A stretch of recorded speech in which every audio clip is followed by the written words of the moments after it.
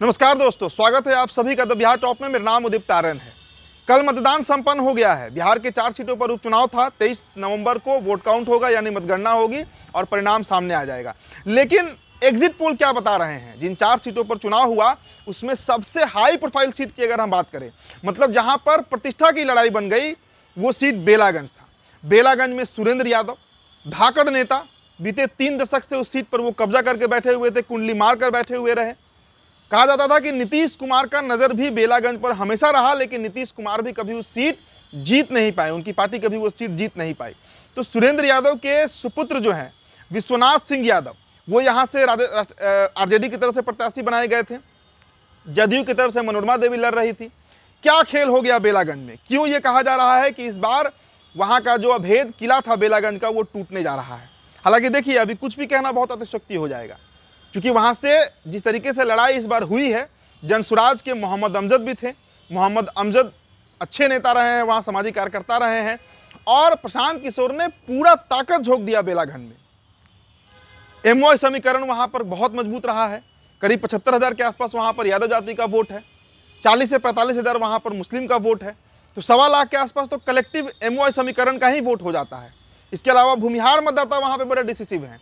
करीब 35,000 के आसपास वहां पर भूमिहार मतदाता हैं। राजपूत और ब्राह्मण को अगर जोड़ दिया जाए तो ये संख्या करीब 50,000 के आसपास चली जाती है। अति पिछड़े भी वहां पर 40 से 45,000 हैं। तो मनोरमा देवी और लड़ाई सुरेंद्र यादव के बेटे के बीच थी, लेकिन उसमें जनसुराज की जो एंट्री हो गई, वो खेल खराब हो गया। कल जिस पे चर्चा हो रही थी कि अगर जनसुराज वहां से 20,000 प्लस वोट भी ला दे रहा है, वो पार्टी जो है मोहम्मद अमजद अगर 20,000 के आसपास वोट ला रहे हैं, तो आप मान कर चलिए कि सुरेंद्र यादव वहां पर हार जाएंगे। हालांकि देखिए, बंटवारा सिर्फ मुसलमानों वोट में नहीं हुआ है, मैनेजमेंट बहुत मजबूत रहा सुरेंद्र यादव का। परसों देर शाम तो पैसा बांट रहे थे राजद के नेता, वो खबर भी हमने आपको दिखाया था कल।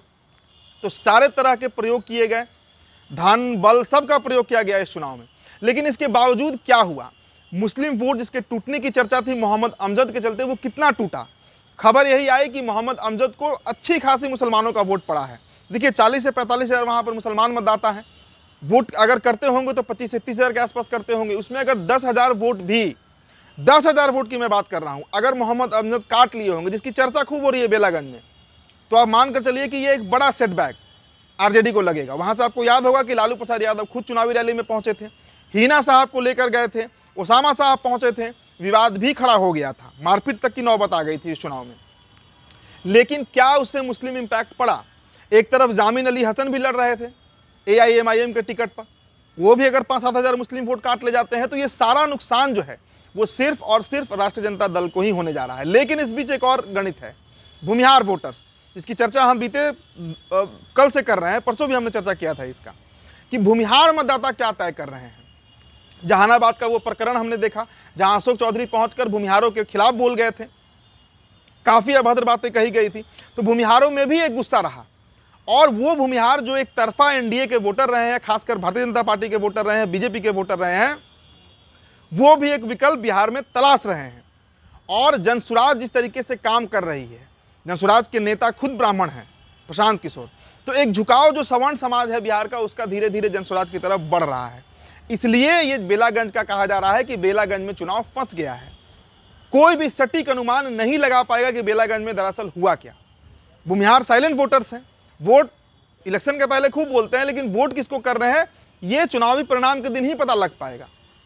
इसलिए देखिए बेलागंज में क्या हुआ, भूमिहार किधर वोट कर दिया। अगर भूमिहार भी वहां पे 30 से 35,000 की संख्या में है, वो भी अगर टूटे होंगे तो जनसुराज के साथ गए होंगे।